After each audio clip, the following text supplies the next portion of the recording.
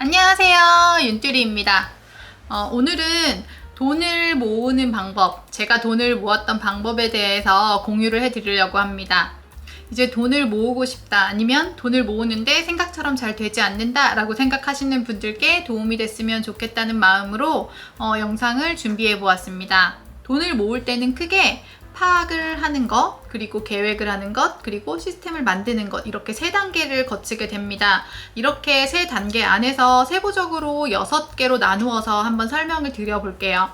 우선 첫 번째는 현재의 상태를 파악하시는 겁니다. 지금 내가 현재 상태를 파악하기 위해서 한 달에 얼마의 돈이 들어오고 있는지, 그리고 내가 얼마의 돈을 쓰고 있는지를 파악하시는 게 중요한데요. 그렇게 파악을 하실 때 지금 내가 벌고 있는 돈보다 더 쓰진 않는지, 그러면 그것을 덜 쓰기 위해서는 어떻게 바꾸어야 하는지를 생각을 하시면서 지금 내 소비 생활이 제대로 되고 있는지를 파악하시는 것이 중요합니다. 급여 총액에서 고정비로 나가야 할 돈, 보험료, 통신비, 주택담보대출, 관리비, 교통비, 차량 할부 금액 등이 될 수 있을 것 같아요. 한 달에 무조건 기본적으로 가지고 가는 금액들, 지출되어야 하는 금액들로 분류를 먼저 하시고, 그 외에는 변동비, 그러니까 외식비라든지 취미생활 또는 여행비, 그리고 이 돈이 굳이 지출되지 않아도 생계에는 문제가 되지 않는 돈들로 나누어 줍니다. 그러면 내가 한 달에 얼만큼의 돈을 사용을 하고 있는지, 또 내가 생각보다 많이 지출하고 있는 부분이 있는지를 파악하는 데 도움이 되실 거예요. 자, 이렇게 현재 상황을 파악하시게 됐다면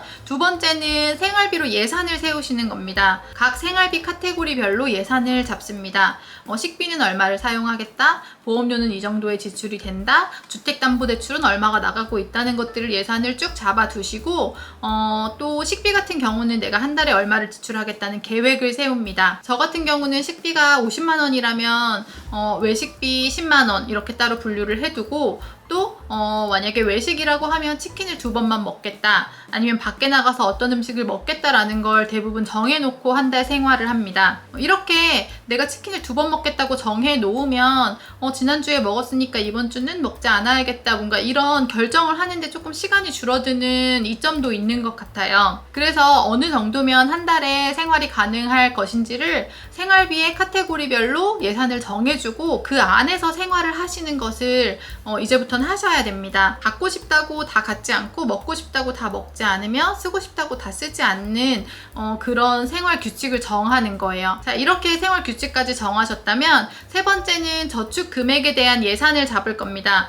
내가 한 달에 이만큼을 벌고 있고 이 정도의 소비를 하고 있으니 이 정도의 돈이 남네 라고 생각을 하시면서, 그럼 나는 이번 달에 이만큼의 저축을 해야겠다 라는 계획을 세우시는 겁니다. 계획을 세우시려면 무조건 저축 금액을 만들어야 되니까 플러스가 되는 구조를 만드시는 게 첫 번째예요. 저 같은 경우는 한 달에 목표하는 금액이 100만 원이긴 하지만 처음부터 100만 원을 모으진 않았습니다. 가장 먼저 적금을 결혼하고 아이 낳고 시작했을 때 5만 원부터 시작했었어요. 그때는 생활비가 굉장히 타이트했었고 5만 원 이상을 저금할 수 있는 구조가 아니었기 때문에 저는 5만 원으로 시작을 했습니다. 그러니까 당연히 여러분들도 5만 원, 10만 원 상관없이 저축 금액이 적으셔도 상관이 없고, 플러스로 내 구조를 바꾸시는 것이 가장 첫 번째 선행되어야 됩니다. 그래서 여기에서 신용카드를 쓰면 안 된다는 다른 돈에 관해서 말씀하시는 분들이 많이 말씀을 하시는데, 신용카드는 지금 당장 지출이 되지 않기 때문에 그게 얼만큼의 금액을 남고 그 안에서 쓰는지를 알 수가 없어서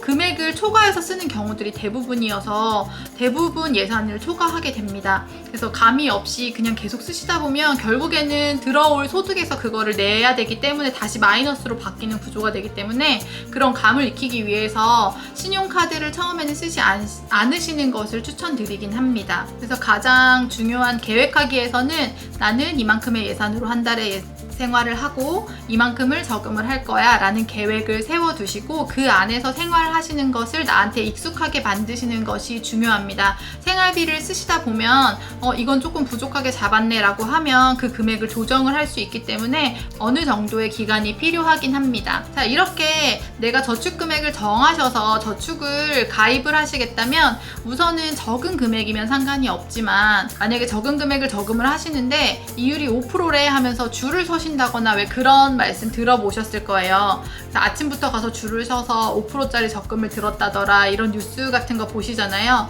저는 물론 저 이율이 크면 좋겠지만 그 이율을 찾기 위해서 줄을 선다거나 아니면 어플을 막 찾으러 다니면서 1시간, 2시간을 쓰는 일들은 하지 않으시는 게 좋을 것 같아요.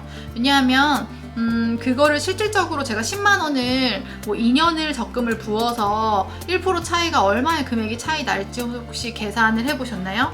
혹시 그 시간을 차라리 다른 곳에 쓰셔서 조금 더 효율적으로 내가 할 수 있는 일을 계획을 세운다던가 이런 거 하시는 게 조금 더 효율적인 것 같고, 가끔 제가 저축은행에 저도 옛날에 그렇게 해보긴 했는데 저축은행에 가입을 하고 나서 만기가 되었을 때 찾으려고 하면 은행에 방문을 해야 되는 경우들이 있더라고요. 그래서 그런 게 불편하게 느낀 적이 있어서 저는 그냥 카카오뱅크를 가장 쉽게 많이 이용을 하고 있습니다. 그리고 만약에 저축 금액이 크셔서 100만 원 이상이다 라고 하신다면 저는 금액을 나누어서 50만 원, 30만 원, 20만 원, 10만 원 이런 식으로 나누어서 적금을 듭니다. 그렇게 적금을 들어두면 제가 혹시 미래의 일은 알 수 없기 때문에 당장 목돈이 필요해서 적금을 깨야 하는 경우가 생길 수 있는데 100만 원짜리 적금을 아예 다 깨버리면 이율의 손실을 입게 되잖아요. 그렇기 때문에 내가 융통할 수 있는 금액을 30만 원짜리 적금을 깨면 되겠네 라든지 이렇게 제가 최소한의 손해를 볼 수 있도록 그런 구조를 만들어 놓는 편입니다. 그래서 큰 금액을 드실 때는 나누어서 금액을 드시는 것을 추천드립니다. 자, 그럼 이렇게 적금까지 드셨다면 그 다음 네 번째 단계는 소득이나 저축 금액을 늘리시는 겁니다. 소득이나 저축 금액을 늘리려면 그러면 일을 더 해야 되는 건가? 라고 생각하실 수도 있는데요. 직장인들은 당연히 1년이 지나면 다음 연도가 되면 연봉이 오르게 되어 있어요. 그래서 물가 상승률에 기반을 해서 5% 전후로 오르게 되는 구조를 가지고 있는데, 물론 동결이 되거나 삭감이 되는 경우도 있을 수는 있지만 대부분 금액이 올라가게 됩니다. 그럼 저는 한 달의 생활을 100만 원으로 세팅을 해놓았다면 그 100만 원 안에서 계속 생활을 할 수 있는 수준이 되기 때문에 그 정도의 습관이 들어있기 때문에 그 이외의 금액들은 전부 다 저금을 합니다. 그렇게 하면 저축 금액이 다음 연도에는 더 올라갈 수 있겠죠. 그러니까 내가 지금 5만 원밖에 안 되는데 라고 실망하실 필요가 없는 거예요.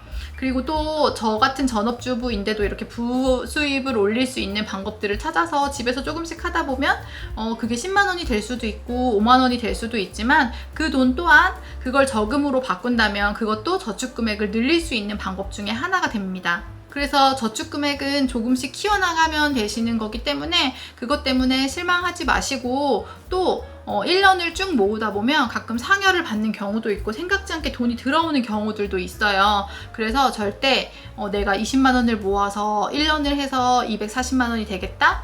그것보다 적게 모아지지는 않았던 것 같아요. 이렇게 저축 금액을 늘릴 수 있는 방법과 또 더 늘리기 위해서 다섯 번째로는 고정 금액을 줄이는 방법입니다. 이렇게 생활을 정해놓고 하시는 거에 익숙해지시다 보면 소비를 할 때도 고민을 하는 습관이 생기기 시작합니다.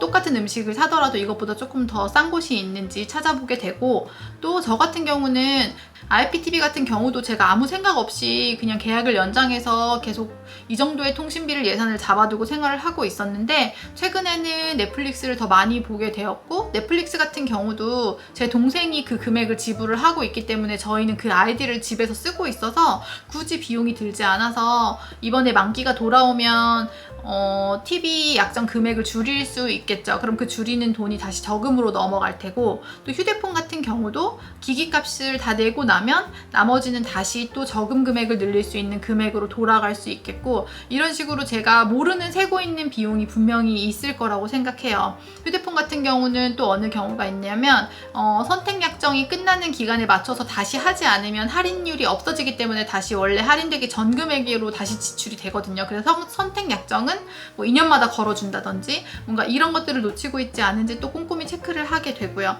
또 휴대폰 요금도 내가 집에서 얼만큼을 사용을 하고 있지, 한 달에 보통 어느 정도를 사용하는지를 체크한 다음에 요금제를 거기에 맞춰서 변동을 해서 금액을 줄이기도 합니다. 제가 처음에 저축액이 너무 적어서 고민이 됐을 때는 보험 같은 것도 정리를 했던 적이 있어요. 보험은 제가 잘 모르고 주변의 말만 듣고 막 가입을 했었다가 결혼을 하고 나서 제가 일을 안 하게 되고 난 후 제가 생각하는 우리가 지금 벌고 있는 소득에 비해서 보험료가 너무 많이 나가고 있다는 판단을 했고, 그래서 열심히 찾아보고 알아보고 고민을 하고 막 이렇게 해서 최소한만의 것을 남겨놓았습니다. 최소한이라고 하면 생명보험비, 실비, 그리고 암보험 이렇게 3개만 남겨두고 나머지는 다 없앴어요. 저희 신랑도 저와 똑같이 그렇게 하고 있었고, 지금은 제가 아이들을 데리고 차를 운전해서 다니는 경우가 많기 때문에 운전자 보험을 최근에 하나 더 가입을 했습니다. 그리고 또 고정비를 줄이는 방법 중에서는 사교육비가 생각보다 많이 들어가요. 몇 개 시키지 않아도 금액이 많이 늘어나고 또 안 시키면 불안하고 하기 때문에 몇 개씩 시키시는 경우들이 있는데, 저도 지금은 최소한만으로 시키고 있지만 처음에 아이가 학령기에 접어들 때는 이것저것 시켜야 되는 게 아니라는 불안감에 굉장히 시달렸던 경우가 많은데, 지금은 저 나름대로의 규칙을 정해놓고 이 정도 금액 안에서만 교육비는 지출을 하겠다라는 원칙이 있기 때문에 그것 때문에 크게 고민을 하지 않고, 교육비에 대해서 그 이상의 것은 그냥 생각을 하지 않고 이 이상은 안 돼, 아니면 하고 있던 과목을 바꿔 라든지 이런 식으로 대안을 마련하고 있습니다. 그러면 당연히 제가 하고 있는 고정비가 줄어들 수 있는 방법 중에 하나가 될 수 있겠죠. 자, 이렇게 고정비나 변동비용을 줄여 나가면 분명히 저축액이 늘어나게 됩니다. 너무 과하게 줄이는 것은 추천드리지 않고, 내가 커피를 3번을 마셨는데 2번을 마신다거나 아니면 외식을 너무 자주 했다면 주에 몇 회를 하겠다고 정하시거나, 이런 금액들도 충분히 줄이는 금액이 될 수 있을 것 같아요. 굳이 내가 저금을 많이 하고 싶은 마음에 가족들한테 원하지 않는데 힘들게 하는 것보다는 내가 할 수 있는 선에서 최대한으로 줄여보고, 또 상의를 통해서 줄일 수 있는 것들은 줄이고, 이렇게 조금씩 해나가시는 게 좋은 것 같습니다. 이렇게 5번째까지 완성이 됐다면 이제 마지막 6번째 단계입니다.